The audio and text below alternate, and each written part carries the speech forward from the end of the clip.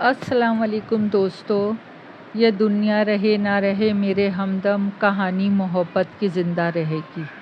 دل پہ سحر طاری کرتی کہانی، دختر آتش۔ رات آہستہ آہستہ اپنا سفر ختم کر کے اب تھک گئی تھی۔ صبح کا آغاز ہونے والا تھا۔ ستاروں بھرا آسمان بہت ہی خوشنما منظر پیش کر رہا تھا۔ سب سے پہلے نور بی بی بیدار ہوئیں تاکہ نماز ادا کریں۔ غلام محمد پہلے بیدار تھے، صرف والدہ کے اٹھنے کے منتظر تھے کہ والدہ کو دیکھ کر وہ بھی جلدی سے اٹھے اور والدہ کے پیچھے سیڑھیاں اتر آئے۔ پانی وہ رات ہی کو کنویں سے بھر کے لا کے رکھتے تھے تاکہ وہ اور دیگر گھر کے افراد صبح کی ضرورتوں سے فارغ ہو سکیں۔ وضو کیا اور مسجد کی طرف چل دیے۔ اگرچہ مسجد میں بھی کنواں تھا لیکن وہ اطمینان کی خاطر گھر سے وضو کر کے جایا کرتے تھے۔ گھر کے پچھواڑے وسیع قبرستان تھا جسے عبور کر کے مسجد آتی تھی۔ اکثر انہیں گھر سے نکلتے ہوئے یا راستے میں اپنے والد اور خاندان کے دیگر بزرگ اور گاؤں کے نمازی حضرات مل جایا کرتے تھے اور سب ہجوم کی صورت یا انفرادی طور پہ مسجد پہنچ جاتے تھے۔ غلام محمد کو گرمیوں کی صبح بہت پسند تھی، بلکہ یہ کہنا زیادہ مناسب ہوگا کہ انہیں گرمی کا پورا موسم پسند تھا۔ سردی انہیں بری لگتی تھی۔ نماز پڑھ کے گھر واپس آنے کے بجائے اپنے تایا کے گھر چلے گئے اور دروازہ تائی نے کھولا۔ انہیں سلام کیا تو انہوں نے شفقت سے سر پہ ہاتھ پھیرا اور اندر لے آئیں۔ وسیع صحن میں 7-8 چارپائیاں بچھی ہوئی تھیں۔ ان کے تایا زاد سکینہ چارپائیاں اور بستر سمیٹنے میں لگی ہوئی تھی۔ ایک پلنگ پہ ان کے تایا نیم دراز تھے۔ غلام محمد پہ نگاہ پڑی تو سیدھے ہو کے بیٹھ گئے اور محبت سے اس کے سر پہ ہاتھ رکھا، پھر احوال پوچھنے لگے تو غلام محمد نے انہیں اپنی تقرری کے بارے میں بتایا کہ اب وہ پٹواری کے عہدے پہ فائز ہو چکے ہیں اور آج وہ ضلع کے بڑے افسر کے پاس حاضر ہوں گے۔ تائی جو قریبی بیٹھی تھی دلچسپی سے سب سن رہی تھی، فوراً بھینس کا تازہ دودھ گلاس میں ڈال کر لے آئیں اور پھر اصرار سے پلایا۔ کچھ دیر بعد وہ سب کو سلام کر کے گھر آئے اور والد کے پاس آ کے بیٹھ گئے۔ اپنی روانگی کے بارے میں بات کرنے لگے۔ نور بی بی نے دونوں کے سامنے ناشتہ لا کے رکھا۔ ناشتے سے فارغ ہوتے ہوئے تو ماں نے دھلا ہوا جھوڑا، خصا اور پگڑی جو کہ ململ کی کلف لگی تھی لائیں اور تیار ہونے کو کہا۔ وہ فوراً کنویں سے نہا کر آئے، لباس بدلا، چمڑے کا نیا خصا پہنا، سر پہ پگڑی جمائی، کاغذات کا پلندہ تھیلے میں ڈالا اور والد اور والدہ سے دعائیں لے کے گھر سے نکل گئے۔ یہ 1921 کا سال چل رہا تھا۔ اس زمانے میں بسیں نہ ہونے کے برابر تھیں اور مخصوص اوقات میں ہی چلا کرتی تھیں۔ وہ تیز تیز قدموں سے چلتے ہوئے بڑی سڑک کی طرف ہو لیے تاکہ وقت پر بس میں سوار ہو سکیں۔ 1.5 میل چلنے کے بعد بڑی سڑک دکھائی دی اور ساتھ ہی بس کے بھی رکتی نظر آئی۔ وہ بھاگ کر بس کی طرف لپکے اور جلدی سے بس میں سوار ہو گئے۔ اگرچہ سوار ہونے والے افراد محدود تھے، بہرحال وہ شکر بجلائے اور زیر لب درود پاک کا ورد کرنے لگے۔ یہ غلام محمد کا معمول تھا کہ وہ اٹھتے بیٹھتے زندگی کے معاملات انجام دیتے وقت درود شریف کا ورد کرتے رہتے تھے۔ غلام محمد بہت وجیح اور شکیل نوجوان تھے۔ عمر لگ بھگ 23 برس اور گھر میں دوسرے نمبر پہ تھے۔ بڑی بہن شادی شدہ اپنی گھر والی تھی۔ ان کے بعد مزید 2 چھوٹے بھائی تھے۔ انہیں پڑھنے کا شوق تھا، سو میٹرک کیا جو اس دور میں اعلیٰ تعلیم تصور ہوتی تھی۔ اس کے بعد پٹواری کا امتحان پاس کیا اور اپنے خاندان میں ایک ممتاز حیثیت حاصل کر لی۔ آج وہ اپنی تقرری کا پروانہ حاصل کرنے نکلے تھے۔ بس انہوں نے شہر کے چوک پہ اتارا تو آگے وہ پیدل ہو لیے کچہری پہنچ کر متعلقہ انگریز افسر کے دفتر میں حاضر ہوئے۔ افسر نے ان سے چند سوالات کیے۔ ان کے بعد انہی کے گاؤں سے 3 گاؤں آگے کا علاقہ دیا اور رسمی کارروائی کے بعد فارغ کر دیا۔ وہ کچہری سے نکلے تو سوچا شہر میں مقیم ان کے جو رشتہ دار رہتے ہیں ان سے مل لیا جائے، کیونکہ خاصا دن باقی تھا۔ وہ چلتے ہوئے شہر کی آبادی والے حصے میں آئے اور تمام رشتہ داروں سے فرداً فرداً ملے۔ دوپہر کا کھانا اور نماز سے فارغ ہو کے آدھا پون گھنٹہ کیلولا کیا، پھر اپنے گھر کے لیے روانہ ہوئے۔ چوک پر آ کے بس پکڑی۔ بس کچھ تاخیر سے ملی اور کچھ سفر بھی سست روی سے طے کیا۔ مزید یہ ہوا کہ ان کی منزل سے 1 میل پہلے ہی اتار دیا گیا کہ بس نے دوسری طرف مڑنا تھا۔ وہ ٹھنڈی سانس لے کے اترے اور پیدل چلنا شروع کر دیا۔ عصر کا وقت تنگ ہو رہا تھا، انہیں فکر ہوئی کہ نماز ادا کر لیں۔ ادھر ادھر دیکھتے ہوئے چل رہے تھے کہ پانی نظر آئے تو وضو کر لیں۔ یہ وہ زمانہ تھا جب آبادی کا پھیلاؤ بے تحاشا نہ تھا، خصوصاً دیہاتوں میں آبادی صرف محدود جگہ پہ ہوتی تھی، اس کے بعد طویل جگہ غیر آباد ویران ہوتی۔ غریب لوگ عموماً پیدل سفر کرتے، خوشحال لوگ گھوڑے اور بگھیاں استعمال کرتے۔ خیر ایک جگہ انہیں چند ایک کچے مکان نظر آئے، کچھ مویشی بندھے ہوئے تھے، وہ تیزی سے بڑھے اور ایک جگہ بیٹھے ہوئے بڑے میاں سے پانی مانگا تو انہوں نے فوراً ڈول میں پانی فراہم کر دیا۔ انہوں نے وہیں وضو کر کے نماز ادا کی، بڑے میاں کا شکریہ ادا کر کے چلنے لگے تو بڑے میاں نے ان سے ان کی منزل کے بارے میں پوچھا اور پھر مغرب سے پہلے پہنچنے کی تاکید کی۔ غلام محمد تیز تیز قدموں سے چلنے لگے، پھر بھی چلتے چلتے راستے میں مغرب کا وقت ہو گیا۔ انہیں کچھ فکر سی ہونے لگی، کیونکہ ان کے بزرگوں نے ہمیشہ مغرب کے وقت گھر سے باہر رہنے سے منع کیا تھا اور اس وقت وہ گھر سے بہت دور تنہا اس ویرانے میں تھے۔ خیر وہ تیز تیز چلتے رہے، کچھ ہی فاصلہ باقی تھا۔ کچھ دیر بعد انہوں نے ایک صاف جگہ دیکھ کے اپنا صافہ زمین پہ بچھایا اور مغرب کی نماز ادا کرنے لگے۔ نماز کے دوران بارہا انہیں عجیب سی سرسراہٹیں محسوس ہوئیں جنہیں انہوں نے تنہا ہونے کا وہم سمجھ کے نظر انداز کیا۔ جلدی نماز ختم کر کے صافہ جھاڑ کے کندھے پہ رکھا اور آگے کو قدم بڑھا دیے۔ 2-3 قدم ہی چلے تھے کہ بہت دل فریب خوشبو کا جھونکا آیا، پھر انہوں نے نسوانی ہنسی کی آواز سنی تو وہ رکے اور ادھر ادھر دیکھا، کچھ بھی دکھائی نہ دیا اور نہ سنائی دیا۔ انہوں نے آیات زیر لب پڑھتے ہوئے چلنا جاری رکھا۔ کچھ ہی دیر بعد وہ اپنے گاؤں کی حدود میں داخل ہو گئے، پھر گھر پہنچنے میں دیر نہیں لگی۔ والدہ کو گویا دروازے سے لگی بیٹھی تھی، انہوں نے دیکھتے ہی شکر بجلائیں، دیر ہو جانے کی وجہ پوچھی اور اپنی فکرمندی کا اظہار کیا۔ غلام محمد تھکے ہوئے تھے، منہ ہاتھ دھویا، کپڑے بدلے اور صحن میں بچھی چارپائی پہ والد کے پاس بیٹھ گئے۔ ان کے دونوں چھوٹے بھائی بھی پاس آ کے بیٹھ گئے۔ انہوں نے گھر والوں کو پورے دن کی رودات سنائی اور مغرب کی نماز کے بعد ہونے والی بات گول کر گئے۔ یہ ان کی دانست میں کچھ قابل ذکر بات نہ تھی۔ رات کا کھانا سب نے ساتھ کھایا، پھر عشاء کی نماز کے لیے مسجد روانہ ہو گئے۔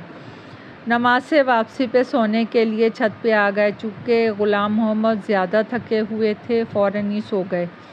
نیند کا یہ سلسلہ 4 گھنٹے ہی چلا ہوگا کہ غلام محمد نیند سے اچانک ہی بیدار ہوئے۔ چند لمحوں تک انہیں اپنی بیداری کی وجہ سمجھ نہیں آئی، پھر وہ کروٹ لے کے دوبارہ سونے لگے تو انہیں وہی مانوس خوشبو اپنے آس پاس محسوس ہوئی۔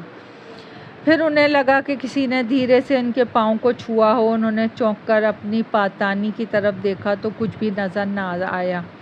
نیند کا غلبہ کچھ ایسا تھا کہ وہ غور کیے بغیر سو گئے، لیکن نیند میں جاتے ہوئے بھی انہوں نے اپنے پاؤں پہ دوبارہ وہی لمس محسوس کیا۔ صبح معمول کے مطابق اٹھے، وضو کے بعد مسجد کو چل دیے، واپسی پہ کنویں سے نہائے، گھر آ کے ناشتہ کیا اور معمول کا آغاز کیا۔ رات والا واقعہ انہوں نے اپنا وہم سمجھ کے نظر انداز کر دیا تھا۔ آج ان کی ملازمت کا پہلا دن تھا۔ وہ اپنی تقرری والے چک میں گئے اور ایک مصروف دن گزارا۔ واپسی پہ تانگا پکڑا اور گھر آ گئے۔ گھر کے تمام افراد ان کی سرکاری ملازمت سے بہت خوش تھے۔ ایک ایسے گاؤں میں جہاں اکثریت آبادی غربت اور پسماندگی کی زندگی بسر کر رہے ہوں، وہاں پر سرکاری ملازمت پیشہ افراد رشک کی نظروں سے دیکھے جاتے تھے۔ پیر نیاز حسین کے آبا و اجداد غالباً 50 برس قبل اس گاؤں میں وارد ہوئے تھے۔ ان کے علم و فضل اور زہد و تقویٰ کے باعث وہ خاندان اب تک ان کے نام سے عزت سمیٹتا چلا آ رہا تھا۔ پیر نیاز حسین اس پورے علاقے کے واحد پیر تھے۔ اس دور کے دستور کے مطابق ہر شخص کسی نہ کسی روحانی ہستی سے وابستگی کے بغیر نامکمل سمجھا جاتا تھا۔ ان خاندانوں پہ اللہ کا خصوصی کرم تھا۔ ان کے دادا واقعی ایک خدا رسیدہ تھے۔ ان کی اولادیں اگرچہ ان جیسا روحانی مرتبہ نہ پا سکیں، لیکن بہرحال عزت کی کمی نہ تھی۔ غلام محمد کے والد احمد دین کے پیر نیاز حسین سے بہت بنتی تھی، ان میں دوستی کی حد تک بے تکلفی پائی جاتی تھی۔ پیر صاحب اگرچہ خود بہت زیادہ روحانی مرتبات نہیں رکھتے تھے، بابا دادا کی ساکھ سے بات چلی آ رہی تھی، لیکن ان کی اہلیہ بہت متقی خاتون تھی، زندگی کا زیادہ حصہ عبادات میں گزارا تھا۔ غلام محمد بچپن میں پیر صاحب کے صاحبزادے عابد حسین کے ساتھ کھیلتے تھے۔ عابد حسین کو والدہ نے اپنے طریقے پہ رکھا اور ان کی روحانی تربیت میں کوئی کمی نہ رہنے دی۔ ہاجرہ خاتون بہت ہی صاف نظر تھیں۔ غلام محمد کی نیک نفسی کی ابتدا ہی سے بھانپ کر اپنے بیٹے کا ساتھی بنایا۔ وہ واحد مرد تھے جو گھر تک آنے کی اجازت رکھتے تھے، ورنہ ان کے گھر میں مزید خواتین کے علاوہ گاؤں کے کسی مرد نے جھانکا تک نہیں تھا۔ غلام محمد کی والدہ نے گھر پہ سوجی کے لڈو میوے ڈال کے تیار کیے، انہیں ایک بڑی تشت میں رکھ کے غلام محمد اور ان کی والدہ کو کہا کہ وہ پیر صاحب کا منہ میٹھا کروا آئیں۔ باپ بیٹے پہلے دل میں یہی بات لیے بیٹھے تھے، عصر کی نماز ادا کر کے فوراً ہی چل دیے، پہلے ڈیرے پہ گئے۔ غلام محمد کی ملازمت کا بتایا تو پیر صاحب بہت خوش ہوئے، شفقت سے سر پہ ہاتھ پھیرا، منہ میٹھا کیا، پھر دعائیں خیر کی۔ تمام حاضرین نے ان کی تقلید میں دعا کی۔ دعا کے بعد نیاز حسین مسکرائے اور کہا، یہ لڈو کا تشت گھر لے جاؤ اور اپنے دوست اور اماں کو بھی خبر دو۔ غلام محمد عابد کی طرح ہاجرہ خاتون کو اماں کہتے تھے، وہ فوراً اٹھے اور ڈیرے سے ملحقہ ان کے گھر کا رخ کیا۔ پہلے عابد سے ملاقات ہوئی، بغل گیر ہوئے اور خوشخبری سنائی، پھر چند لمحوں بعد ہاجرہ خاتون چلی آئیں۔ غلام محمد انہیں دیکھتے ہی کھڑے ہو گئے۔ ہاجرہ خاتون نے آگے بڑھ کے اس کے سر پہ ہاتھ پھیرا اور دعا دی، مگر چونک سی گئیں اور غلام محمد کی جانب غور سے دیکھنے لگی۔ چند لمحے یوں ہی دیکھتے رہنے کے بعد ایک لمبی سانس خارج کی اور سامنے والی چارپائی پہ بیٹھ گئیں۔ غلام محمد اور عابد حسین دونوں ان کی سنجیدگی کو محسوس کیا، مگر مبادا کوئی سوال نہیں کیا۔ غلام محمد نے لڈو پیش کیے اور پوری بات بتائی تو انہوں نے مبارکباد دی، دعا بھی دی، اور ادھر ادھر کی چند باتوں کے بعد انہوں نے اپنے بیٹے کی جانب دیکھا۔ وہ ماں کا اشارہ سمجھ کے کوئی بہانہ بنا کے وہاں سے اٹھ گئے۔ بیٹے کے جانے کے بعد ہاجرہ خاتون نے غلام محمد سے پوچھا، پتر، مجھے کچھ خلاف معمول محسوس ہوا ہے، ایسا لگتا ہے کہ تمہارے ساتھ کوئی اور بھی ہے، اگرچہ اس لمحے وہ نہیں ہے، وگرنہ یہاں سارا معاملہ سمجھ لیتی۔ تم ہی کچھ بتاؤ کہ تمہیں کچھ محسوس ہوتا ہے۔ جواباً غلام محمد نے انہیں اپنے سفر اور پھر گزرنے والی رات کا احوال بتایا۔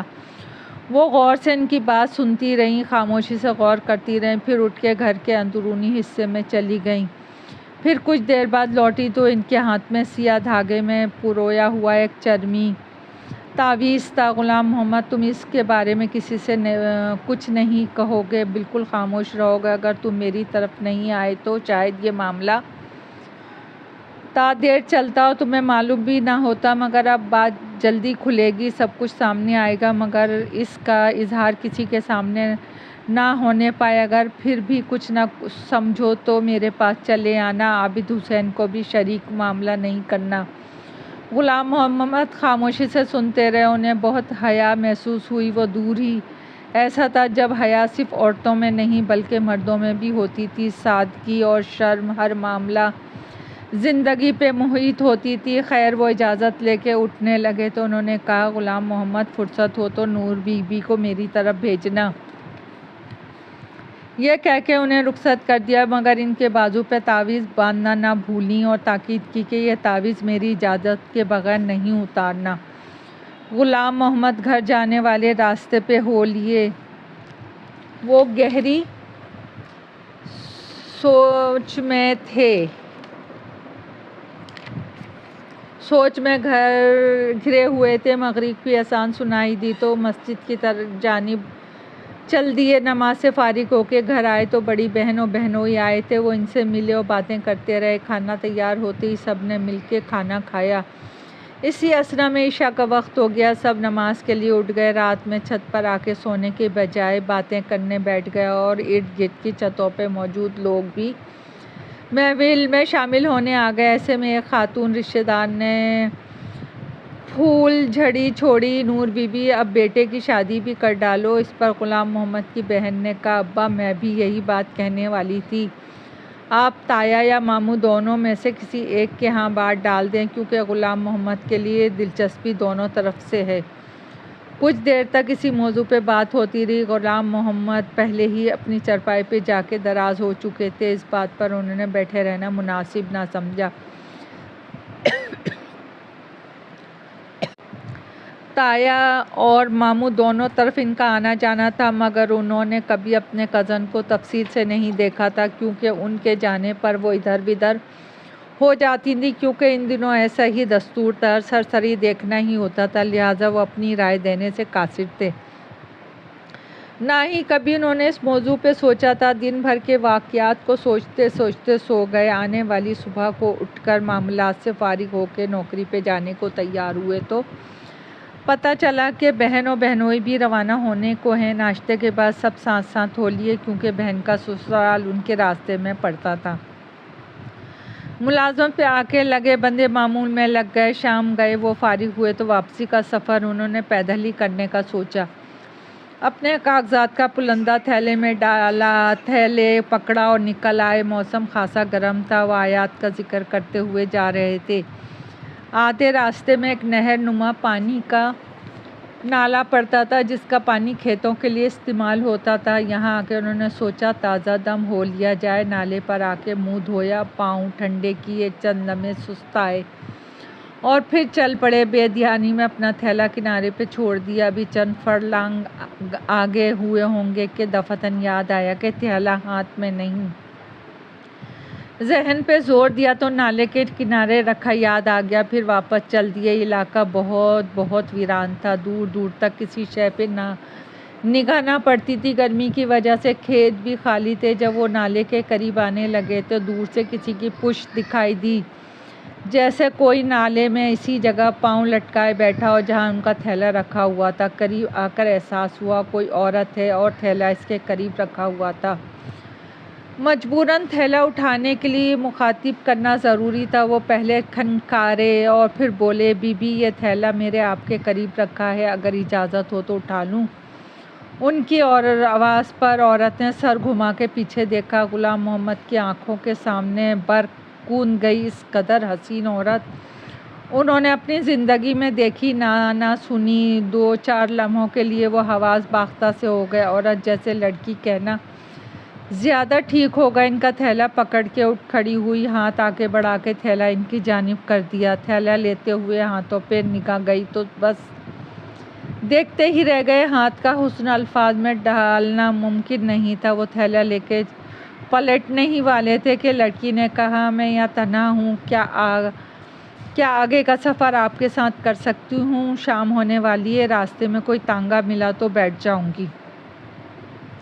غلام محمد نے جواب دیا، جیسے آپ کی مرضی۔ انہوں نے کوئی سوال فوراً کرنا مناسب نہیں سمجھا۔ وہ لڑکی ان سے 2 قدم پیچھے چل پڑی۔ اب غلام محمد کا دماغ روب حسن سے نکل کے کچھ سوچنے کے قابل ہوا تو سوچنے لگے، اس ویرانے میں اس لڑکی تنہا کہاں جا رہی ہے، جبکہ اس کا لباس، خصوصاً بات چیت کا انداز نہ تو مقامی عورتوں جیسا تھا، نہ ہی طور اطوار بہت سلجھے الفاظ اور لہجے میں مخاطب ہوئی تھی، اور جو لباس اس نے پہن رکھا تھا ویسے تو جاگیرداروں کی مستورات کا بھی نہیں ہوتا تھا۔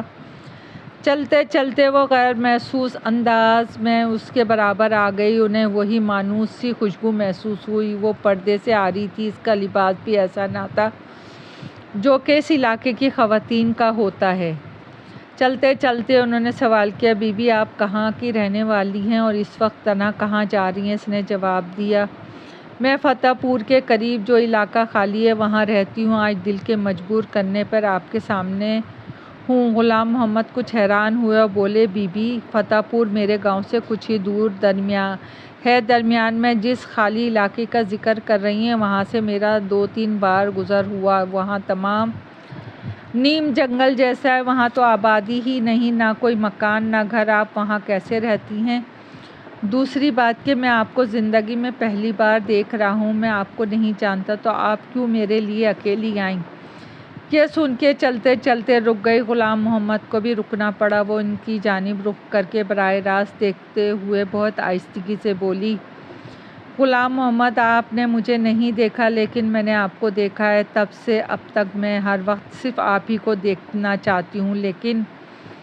لیکن وہ بولتے بولتے خاموش ہو گئی، پھر چلنے لگی۔ غلام محمد خاموش ہو گئے۔ ان کی سمجھ میں نہیں آیا کیا بولے۔ ان کی تربیت اور عادت کچھ ایسی تھی کہ انہیں بڑھ بڑھ کے بولنا نہیں آتا تھا، نہ ہی اپنی مختصر سی زندگی میں اپنی بہن اور والدہ کے علاوہ کسی عورت سے بے تکلف ہوئے تھے۔ ان کے لیے معاملہ ایک آفات کی طرح تھا۔ غلام محمد، اپنے بارے میں سب کچھ بتاؤں گی، پہلے اپنے دل سے پوچھو، اپنی زندگی کے فیصلے کو خود کرو، دوسروں کے ہاتھ میں مت دو۔ اتنے میں نہ جانے کہاں سے ایک بگی آ کے وہاں رک گئی، جو کہ ساری خالی تھی۔ کوچوان ہی دکھائی دیا۔ وہ لڑکی اس میں سوار ہوئی۔ انہوں نے بھی بیٹھنے کو کہا تو وہ خاموشی سے بیٹھ گئے اور بگی چل پڑی۔ ان کے گاؤں کے قریب آ کر رک گئی اور وہ اترے۔ ابھی شکریہ ادا کرنا ہی چاہ ہی رہے تھے کہ بگی ہوا ہو گئی، تو وہ ایک سانس بھر کے گھر کی جانب ہو لیے۔ رات وہ سونے کے لیے لیٹے تو اس شام پیش آنے والے واقعات کے بارے میں سوچنے لگے۔ انہوں نے اس پر کسی سے فی الحال بات کرنا مناسب نہیں سمجھا۔ اس لڑکی کا سراپا ان کے دل و دماغ پہ چھا گیا۔ ان کا دل چاہ رہا تھا کہ وہ ایک بار پھر نظر آ جائے، پھر ان سے باتیں کرے۔ دفعتاً دل میں خیال آیا کہ حاجرہ خاتون نے تاکید کی تھی کہ کوئی بھی بات ہو صرف ان کو آ کر بتائیں، لہٰذا وہ اگلے دن حاجرہ خاتون سے ملنے کا فیصلہ کر کے سو گئے۔ نصف رات کے قریب ان کی آنکھ کھل گئی۔ انہوں نے سمجھ نہیں آیا وہ کیوں جاگے۔ پھر ان کی طبیعت پر بوجھ پڑنے لگا جو چند ہی منٹوں میں بڑھتا گیا۔ وہ بے چین ہو کے بیٹھ گئے، پھر خود ہی دل چاہنے لگا کہ وہ نیچے جائیں۔ وہ آہستگی سے اٹھے اور نیچے کا رخ کیا۔ نیچے اپنے کمرے میں آ کے لیٹ گئے۔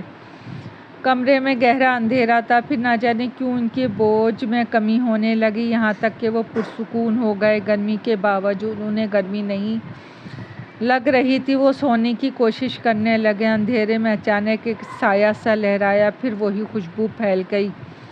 اس بار وہ جاگ رہے تھے، اس لیے کچھ چونک سے گئے۔ دھیرے سے کوئی لمس ان کو اپنے کمر پہ محسوس ہوا۔ وہ ڈرے نہیں، بس متجسس ہو گئے۔ ان کے کان میں بالکل مدھم سی سرگوشی ہوئی، آپ مجھے یاد کر رہے تھے نا؟ اس کے بعد خاموشی۔ انہوں نے خود ہی مخاطب کیا، مجھے لگتا ہے کہ تم یہاں ہو، اگر ہو تو پھر سامنے کیوں نہیں آتی؟ لیکن اس کے بعد وہ انتظار ہی کرتے رہ گئے۔ حاجرہ خاتون امور خانہ داری سے فارغ ہونے کے بعد اطمینان سے بیٹھے رہے۔ صاحبزادے اور شوہر تو عشاء کی ادائیگی کے بعد مسجد چلے گئے، مگر عشاء کی نماز پڑھنے کے بجائے گہری سوچ میں بیٹھی رہی۔ وہ اس گتھی کو سلجھانے کے لیے سرا تلاش کر رہی تھی۔ جب تک سرا ہاتھ لگا دونوں کی واپسی ہو گئی۔ نوکرانی کو دودھ تیار کر کے دینے کا کہا۔ اٹھیں، شوہر سے کہا آج انہیں کچھ خصوصی وظائف کرنے ہیں، لہٰذا وہ انتظار کرنے کے بجائے سو جائیں، انہیں کچھ وقت لگے گا۔ اس کے بعد وضو کر کے اپنی عبادت کی کوٹری میں آ گئیں۔ عشاء ادا کی۔ اس کے بعد کافی دیر تک وظائف میں مشغول رہیں۔ دفعتاً ان سے کچھ فاصلے پر ایک ادھیڑ عمر عورت نمودار ہوئی۔ اس نے آہستگی سے انہیں سلام کیا اور قریب آ کے زمین پہ بیٹھ گئی۔ بیبی، ہم ناچیز کو کیسے یاد کیا؟ بلکہ ہم نے تم سے کچھ باتیں جاننا تھیں، اس لیے زحمت دی۔ زحمت کیسی بی بی؟ ہم غلام ہیں، پوچھیں۔ پھر کافی دیر تک حاجرہ خاتون ان سے دھیمی آواز میں گفتگو کرتی رہیں۔ مطمئن ہونے کے بعد اس خاتون کو جانے کی اجازت دی۔ بلکہ الوداعی سلام کرنے کے بعد وہاں سے غائب ہو گئی۔ حاجرہ خاتون پھر دوبارہ پڑھائی میں مشغول ہو گئیں۔ نصف گھنٹے کے بعد کچھ پڑھ کر انہوں نے مغرب کی جانب پھونک ماری۔ اس کے چند لمحوں کے بعد ایک لڑکی ان کے سامنے موجود ہوئی۔ اس نے سر پہ سیاہ دوپٹہ اوڑھ رکھا تھا، نگاہیں جھکی ہوئی تھیں۔ ان سے 2 قدم آ کر سلام کیا۔ پتر میرے قریب آ کے بیٹھ، مجھے تجھ سے کچھ باتیں کرنی ہیں۔ لڑکی خاموشی سے ان کی جائے نماز کے پاس بیٹھ گئی۔ مجھے معلوم ہے کہ تم بھی ہماری طرح مسلمان ہو، کلثوم نام ہے، نہ تمہارا والد فوت ہو چکے ہیں، حافظ قرآن بھی ہو، اس لیے میرے دل میں تمہارا احترام ہے۔ تم بتاؤ گے غلام محمد سے تمہیں کیا دلچسپی ہے؟ جب آپ میرے متعلق سب کچھ جانتی ہیں تو یہ بھی معلوم ہوگا۔ نہیں، یہ نہیں معلوم، اس لیے خود کچھ بتاؤ۔ غلام محمد سے ملنا بس ایک اتفاق تھا، میں نے انہیں دیکھا مگر انہوں نے نہیں۔ ایک بار دیکھ لینے کے بعد پھر کچھ بھی اور دیکھنے کی خواہش نہیں رہ گئی۔ مجھے ان کے ظاہر سے ان کا باطن نظر آیا۔ میں نے انہیں ظاہری دیکھنے کے بعد پسند ضرور کیا تھا، لیکن کئی روز اس کے ساتھ ساتھ رہنے پہ میرا ارادہ مصمم ہے۔ میں اپنی محبت اور چاہت کا احوال الفاظ میں بیان نہیں کر سکتی، بس التجا کر سکتی ہوں۔ یہ کہنے کے بعد اس نے اپنے ہاتھ ان کے پاؤں پہ رکھے۔ اس کی سسکیاں خاموش فضا میں گھلنے لگی۔ اس کے انداز نے حاجرہ خاتون کو سن کر دیا۔ وہ سوچنے بیٹھی تھی کہ ان کے سامنے روایتی ہستی آئے گی اور وہ ہمیشہ کی طرح اپنے دبدبے سے اپنی بات منوا لیں گی، مگر یہ سب ان کے اندازوں سے بالکل الٹ تھا۔ انہوں نے اس کے سر پہ دست شفقت بھرا ہاتھ رکھا اور نرمی سے پچکارا۔ دوستو، کہانی ابھی جاری ہے۔ پسند آئے تو لائک اور سبسکرائب کیجیے گا۔ آپ کی دعاؤں کی طلبگار۔